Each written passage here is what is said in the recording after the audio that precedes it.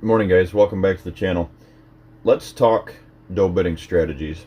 We have kind of focused on a chain of to-dos, if you will, a chain of projects along the way that all gears on the creation or strives off from, I guess you could say, the creation and the placement of doe bidding. If you're new to the channel, I encourage you to kind of look back on some videos, maybe follow the social media, reach out to some of the folks that I have worked with and have on the schedule for this year. And what you'll know is, what you'll familiarize yourself with very quickly in this business is, for me, it's does and does first. It's a kind of a reverse mentality than what you would think. I know a lot of folks in the industry are finally starting to realize that, and that's a really good thing in my opinion, because sadly what I see, maybe 64 clients last year, realistically probably 20 of those clients had internal potential built on their property, but it was all focused around the potential of having that idea of the creation that they tried to create, of trying to put bucks, give potential bucks a place to bed, right? And no settlement for no holding power on their plots or near their plots. The habitat is not correct, and the does were saturating those areas that they created. So it's like I said, in the past, guys, and I'll probably say it 100 times, 1,000 more times on this channel as time goes on. All of our mindsets are focused towards what we can do to better the potential to obviously have a successful hunt on a mature buck. But the realistic part of that is most folks are still sitting in the stand watching 10, 20 does go past them every night, and hoping and praying that they drag a buck through. And and I understand why folks struggle with that, because I was there at one point. And it wasn't until I realized that, I always make the joke, I don't want to see does when I'm on stand. I've seen enough does. I don't care to see any more does. There's only a certain part of during the time of the year, for about a 1 week window, or maybe a 2 week window, depending on where you're at in the country, that it would be nice to have a doe or two drag by and maybe have the potential to drag a buck by. But there's so much more potential that folks don't ever get to see, and it all generates from their hunting style of being at what I refer to as the end of the rainbow. It's this end of the rainbow mentality. Let's go sit on the food plot, and we're waiting until the rainbow hits that pot of gold at the end of the rainbow, and which is the food plot, and we are just hoping that last 15 minutes of daylight, something will come by. Well, I've got multiple hours of videos and photos that can show you what actually goes on behind the scenes. So that's kind of the topic of the video today, guys, is covering what is going on behind the scenes that most folks don't ever get to experience. And it all boils back to setup. It all boils back to design. And it's no fault of anybody tuning into this channel. It's no fault of anybody, because most folks aren't they aren't brought up that way. I was not brought up that way. I was brought up to hunt with a rifle. When I first started hunting, before another good friend of ours, picked kind of me and his son up and taught us the ways of the woods with archery equipment. And it wasn't until then that I really realized, and then going into started my career in the outdoor industry, in Pike County, Illinois, that I realized real quick what I'd been missing out on. So today we're going to focus on just that, guys. It's a kind of a chain of videos here that are all going to link together. And like I said, this time of the year, I really like to try to do that for you. We got on, some of the design. We went through some of the transition. We talked about the difference between a transition and a corridor.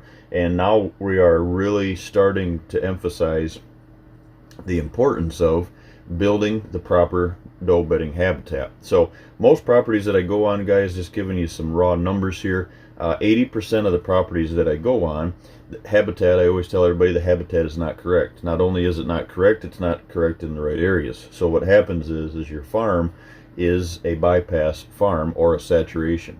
And what I mean by a saturation is the nearest habitat adjacent to your food sources may be on your neighbors. I've got that perfect situation, that example here on my farm in Kentucky. We closed on it in July. I made sure that I had the transition mulched, the bedding in those potential doe bedding areas that I wanted to stick the does. I was lucky. We got a bunch of red buds, so it was kind of naturally screened. But I've got some logging that I've got to do this year, so I didn't want to create all my doe bedding area and then destroy it. So we opted to set the transition in, and luckily I had enough doe bedding cover adjacent to those food sources that I was able to hold some of the does. So it set up a great cruising a great cruising fall for us with the bucks. But on the flip side of that, the better habitat is on my neighbors, so on two adjacent sides. So I was losing a lot of does off the property, and I can show you some cattle paths that we found that go on and off the property.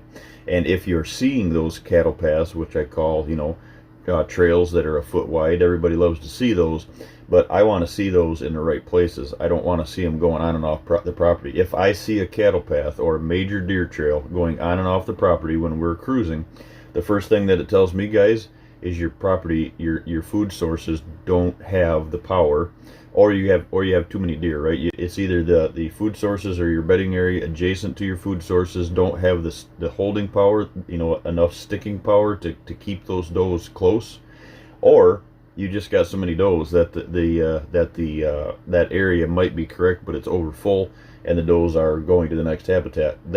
Deer, one thing to keep in mind, guys, is deer don't know property lines.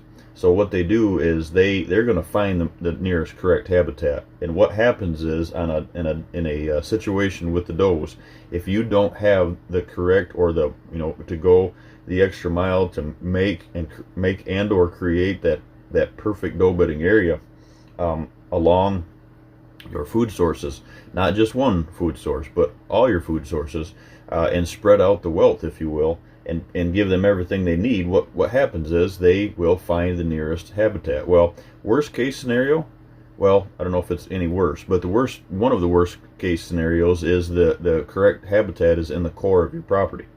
Usually that's not the case because the habitat's not correct across the entire property. And then what happens if that's the case? They saturate the interior, right, and there's no core. There's no value to the core. So it pushes bucks further out. The other portion of that is they may be finding the correct habitat, but like I said, they don't know property lines. So what happens is they saturate into the neighbor's property, and now you're cutting the line of travel of them going on and off your farm, on your access, on your fence rows each and every time that you get into the stand.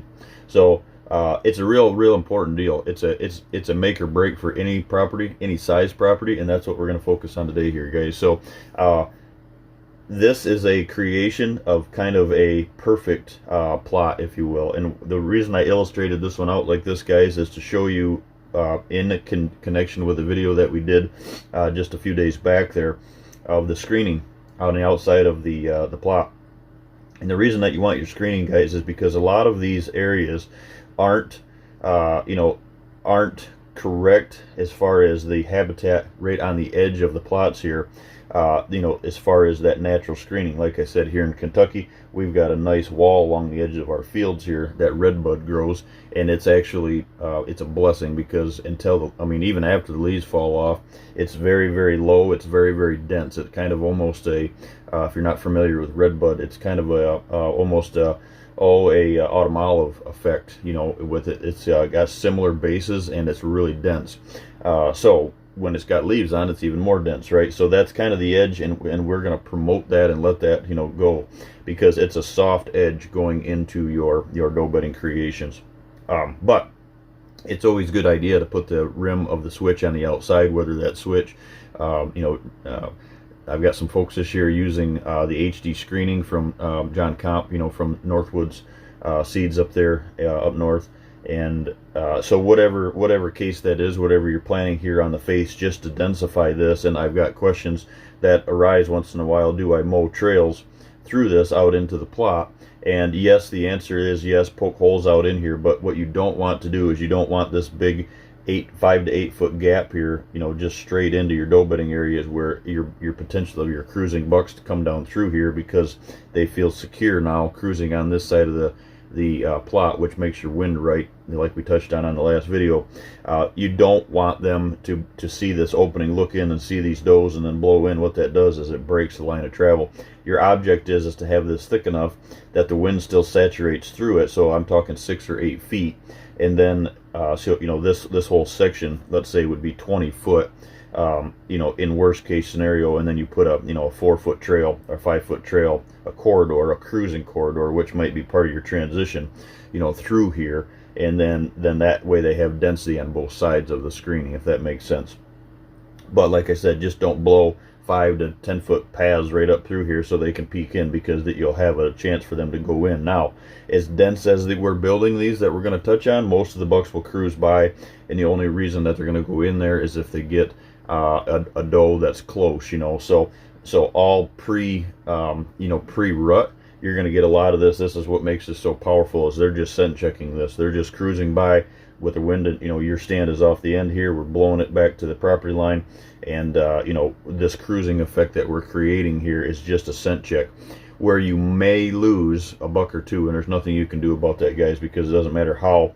When he picks up a doe in there, it's a bowling ball effect. And what we're doing is we're strategically setting up some structure to funnel that back through, and I'll show you some videos of some stuff I've got this year with just minimal creations, which is a video coming up here that helps funnel them deer when they blow out, or funnel these does when they get blown out of a pocket like this. Where do they go? And that's kind of a separate video that we'll talk about. But it's kind of a unless you go the extra mile to set those creations up, it's kind of a prayer, right, that she comes your way. So what you don't want to do is you just keep that in mind, guys. You just want to make this secure, make these little snake trails, take a weed whip in here, poke these holes through it out to the plot. What these are, guys, so let's dig into the roots of this now that we kind of have a foundation set together. What these are, guys, is these are 20 yards wide. They're about, I try to make them about 20 yards wide. Every 20 yards, I like to walk down the food plot, and you should be able to say, yep, here's a trail. Walk into this narrower trail here and get in and see. If the screening isn't here, you're walking on the edge and you're seeing this 5 to 8 foot mowed or cut out trail through your doe bedding debris. You should be able to see that. If it's not that dominant, not see straight through it. On my illustrations in my designs, I make these lines straight so folks can understand that you have to get it from the front to the back. But the correct way to build those, which it talks about in my handbook and we're talking about now, is to make these as a snake trail, guys. So the object is that the less straight lines you have, the better habitat that you're creating for deer. Remember that the deer do not like straight lines. They relate them, especially in high pressured states, they relate them to shooting lanes. You don't want shooting lanes effect. You want any area other than your access, you don't want to be straight. So if you're creating deer habitat and you're moving deer from point A to point B, always remember it's a snake trail. Make a windy trail. So we're laying these in 5 to 8 feet wide, guys, and what we're doing is, like I said, every 20 yards out the plot, we are building one of these doe bedding corridors that lead from the front all the way to the back. Now, this is kind of a match bedding situation. All we'd have to do is remove this on the end and make the arch, and we would have the same effect as my hub style. And we're going to talk about some hub style stuff coming up here shortly. But this is the match bedding. And you continue this effect all the way down your edge of your food plot as long as the food plot goes. Now, if you get in a situation that you just might happen to have a stand because of contour or something that's real close to a plot. I've got one of those here in Kentucky, but you have to be able to make sure you can get in and out, add some more screening, whatever the case is. But the object is to stretch this out, guys, as far as you can. But just remember, if it gets close to a tree, stand location, make sure you shorten up your bedding so you're not getting busted getting in and out of that stand. So the illustration here, the trees tipped in, guys, what we have, what we want to do is after we create these, so if let's say this is an acre food plot, these are going to be every 20 yards you're going to have a corridor that goes in and all the way to the back. These are about 30 yards. I like to just reference them sometimes, is 30 yards deep. So this is from the plot to the back of your corridor, to the back corridor of your doe bedding area. Now what you can see, guys, is these all connect. You know, if this continued on, then these don't, you know, these aren't blocked. This whole back corridor all connects on the whole back side. What I do when I first start these, when I build these, guys, what I do is I go to the back. I get about 30 yards from the plot.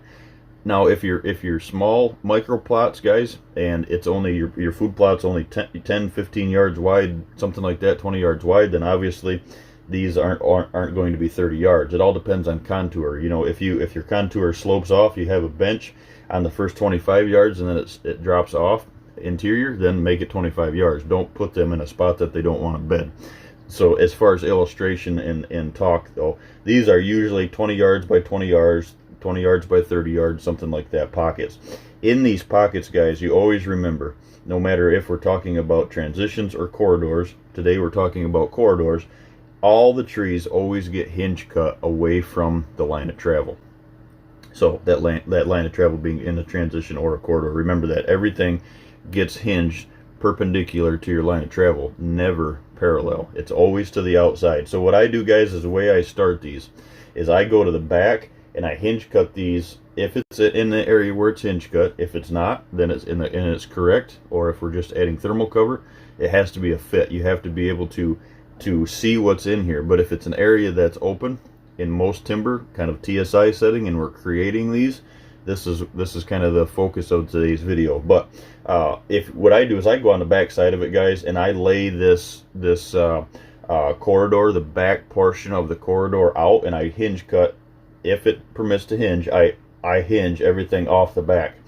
Now, and the reason I do that is if these trees are, you know, 40 50 feet, well, what that does, 30 feet, 40 feet, whatever that case is, what that does is that puts that debris, guys, down away from the corridor, and then your buck cruising corridor that's behind it that we build, all those, because that's a line of travel, and then those get perpendicular, and those are going to fall, you know, these are going to fall in here.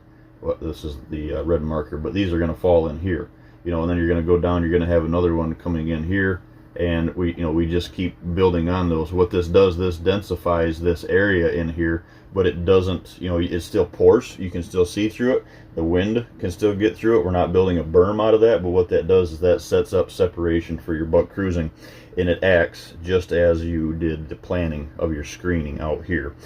So keep that in mind, guys. I go to the back, I create that way you know how far to bring these corridors through here. And then, you know, some of these, sometimes what you can do is you can build these, go through and do your hinge cutting, and then if it's real dense, let's say it's a monoculture of 6 to 8 inch trees, and I had one of these last year, I can show you a picture, and there's so much debris in here that losing, or so much structure that you're going to have and so much value, then losing a tree or two maybe isn't the end of the world. So what you do is you just focus on, what I do, guys, is I start out here, I go to the back first, I try to hinge these or make a corridor in the back so I know where that's at. Then I go out here to the field, because most of these trees in here are going to want to grow towards the sunlight, right? They're all going to be wanting to grow towards the field. So what I do is I actually come out here and I'll take these on the outside here and I'll lay them down out towards the field. So I'll put them, you know, maybe this screening's got to be out, but what this does is if you're not going to put the screening here, then what this does is this kind of gives you the edge or the screening effect right off the bat. So I'll show you a picture of this last year that I actually went in on this side. So I made the front, these all came in, and then these went out on the front here, and it created a nice screen. And then because we didn't, it was a kind of a smaller plot, if you will, and we didn't want to lose the square footage of that, so we elected to tip these out. Well, what that does, guys, is then you just go, you hinge all these down, and then you just go behind it, and it gives you a spot to put the trees, and you just keep hinging through here. Now, the perfect situation is that's a real dense effect, as if it's real dense and you don't have another option of getting the debris away. You have to start, and you have to have something. So it's not an end of the world if you're piling them here and then the next one's on top of it. So it'd be top on stump, top on stump, top on stump, kind of stuff like that.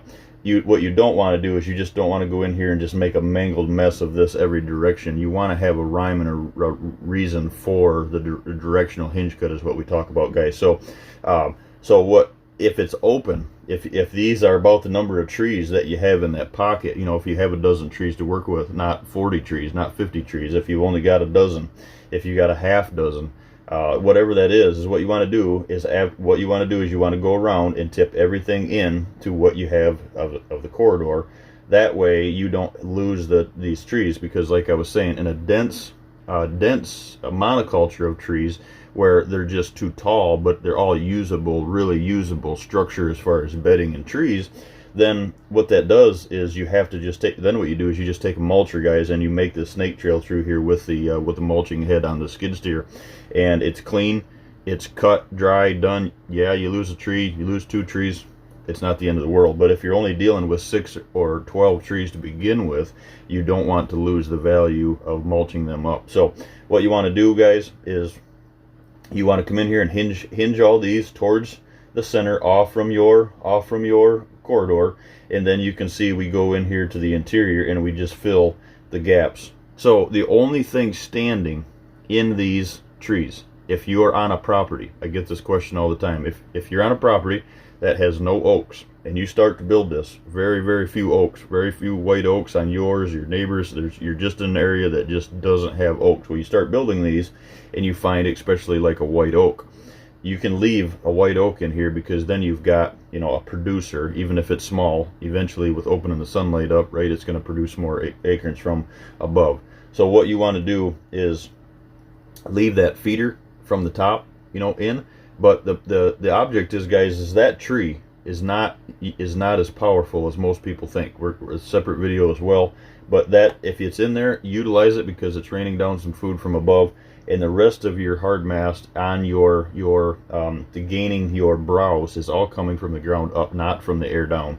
So what you want to do, guys, is you can leave, like I said, if it's a feeder, if it's something you know, in there that's supplying food, you can leave maybe 1, maybe 2 in each pocket. Don't leave a dozen oak trees in each one of these pockets. One, it's going to shade out, it's not going to regenerate, and they're never going to, you know, then it promotes nocturnal movement where they don't want to come out. They've got plenty of food in here, and that's not what we want. We want these does to move, and that's the ending topic here that we're going to chat about, guys. But the object to this is to build these with the correct density down at deer level, and then taking the thermal cover and adding the thermal cover in. You know, a 20 by 20 by 30 yard cubicle, you might have 3-4 of these. You might have 3 or 4 of these, you know, spruce, cedar, whatever that is in there to reach your thermal protection. The object with building these, guys, is something to remember, is you're trying to build doe bedding areas that you can create that hold does all the time. It doesn't matter which wind direction, they're in there all the time. It helps promote the line of movement for cruising bucks. It helps promote your situation in the stand, and it keeps them locked on a food source. These does will travel to this food source, and then at night they're going to get on the transition. They're going to go to the next food source, and maybe they all come back to where they originated from, or maybe they use that bedding area. They're very social. You know, if you know, does were noticeable, you'd probably pick them up on trail camera. If you had trail cameras in here, maybe they'd be in this one tonight. Maybe there'd be another one on the end of the 80, you know, the next night. Maybe they'd be back here the third night. So they will travel. The point of it is having them in an area where they can stick to. And you will have some does that take these areas over that just don't leave, and that's fine. That's why we do the cubicles, to make these separation. And you can put, instead of having this all one and just a tornado effect in here and no structure to it, they don't have a way to take 2 jumps, hit a corridor, and get out when predation comes in, guys. And they also, one doe can totally, you know, demand or push out all of this creation. You want it to be very inviting. You want it to be kind of that motel room, if you will, cubicle, very personal area where you can, put 3-4 in here, you can put 3-4 in here, you put 3-4 in the next one. Before you know it, on an acre food plot, you might have, half a dozen, you might have a dozen does that stick on that. So as you can see, it really draws out all the drama to these areas. So I always joke, feed them caviar. Whatever you got to do in these doe bedding areas, be creative and make these reach the full potential that what the holding power that you need to make these work. Your entire property, guys, hinges, no pun intended, hinges off this whole creation. This whole creation is what makes or breaks a property. There's a message here behind this, guys, and it's a very important message. I tell all my clients this. You can have the best food plot, you can have the best brassicas in the world, and if you don't have the browse to hold these deer in these bedding areas, this food plot is worthless. The reason it's worthless is, yes, they're going to feed in it at night, but they will not feed in it during the day. So you have to have it secure with screening, and you have to have your food plots. So the message is this: your food plots are only as good as the browse that backs them. Just remember that. That's a term that I used, I came up with, I coined years ago, and it's something that I try to teach and drive home with my clients, such as I'm doing with you today, is because just that. Your food plots are only as good as the browse that backs them. In other words, the holding power that you have. 30-inch brassicas don't mean a hoot if you don't have the correct density, stem count, and regeneration at deer level. So when they feed 5 times in a 24-hour period, 3 of which are in here, you don't have that power. So what happens is they're going to find this in a older clear cut on your neighbors. They're going to find this on a pocket that maybe a bunch of deadfalls in the interior property, wherever the case is.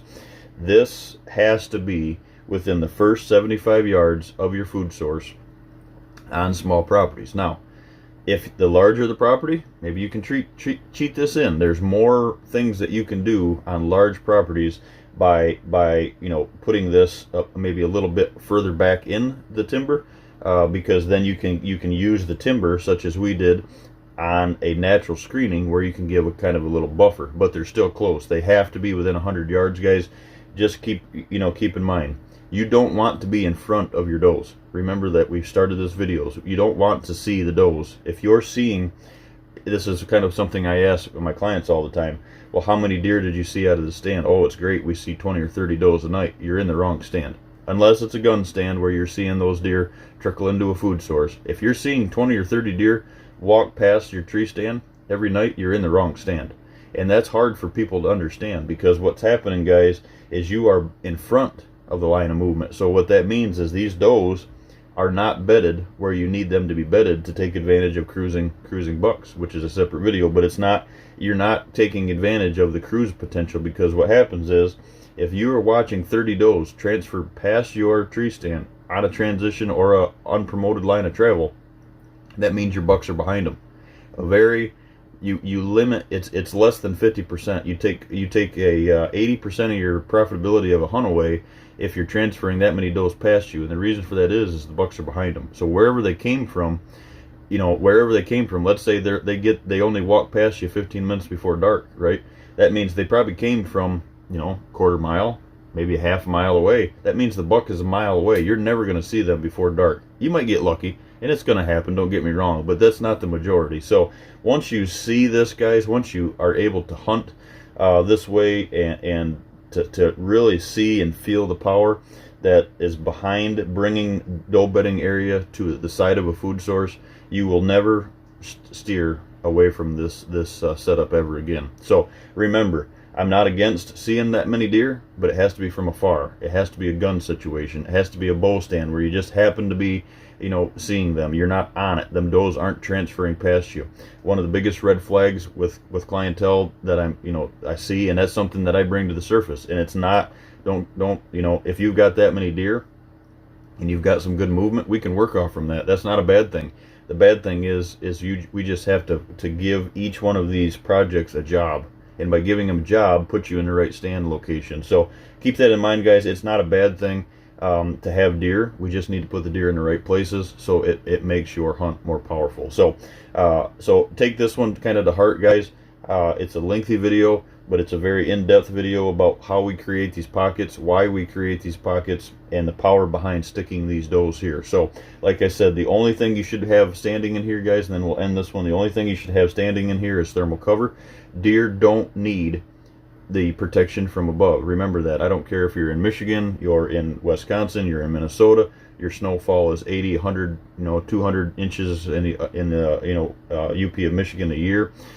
They don't need the protection from above. They can get away with that thermal that actually they get from snow or whatever the case is, insulation, if you will. They need wind. Wind is what kills deer. Wind, wind chill, if you will. So what some folks are doing, and I'll kind of draw it out here for you guys, is I've seen this, and it all depends. I mean, there's not every area that you can't physically do this, but what some folks are doing is they're actually laying these out in a dice effect. So you'd put one here, you'd put one there, so they're putting 5 per cubicle, and it's really working. I actually had a client bring that to my attention last year, and I was able to see that on some folks, and I'm going to try to implement that here on my piece this year, guys. So here's the reason behind them is, you put these black dots, guys, work with me here, are thermal. These are cedar or spruce, and what that is, no matter which way the wind is coming from, they can move around this doe bedding area and still be protected. So each one of these would have these. Now, like I said, you have to watch with putting 5 in there, because if you don't want to do is when these get mature, you don't want them to cut the daylight off in these pockets. We want that regeneration in these pockets, right, guys? So we don't want to kill the daylight, and then you're going right back. You might just as well have tall timber. But the thing of it is that a tree versus a spruce tree is opposite growth of a spruce tree grows opposite of a hardwood tree. So we're going to draw this out, guys, real quick. Sorry, we're running out of room here, but a spruce tree, I'll zoom in on this so you can see it. A spruce tree grows in a cone shape, so it's actually smaller at the top, right? As it matures, it grows narrow to the top. So you have this effect. A hardwood tree starts narrow and has a full top. So you can see the difference between the daylight. It's these trees can get 20-30 feet tall, and you're only going to lose the value on the bottom. Well, you don't really lose it, because then you can trim up one side of it so they can get under it or whatever the case is, but you're not having this big bulk shade caster up above it that chokes. Yeah, when the leaves fall, it's not there, but it's too late by then. It's choked off all your growth. So something to kind of keep in mind, guys. That's kind of why we do this with thermal protection. One is to limit that shade and give that side cover in these doe bedding areas. So take this one, like I said, to heart, guys. 5 to 8 feet wide corridors. Everything gets hinged to the outsides, but this is the theory behind whether it's a doe bedding, a match bedding, or a hub style bedding. This is what you're creating in the cubicles, and that's the importance of having these adjacent within that first 75-yard rim of your food plots, guys. Thanks.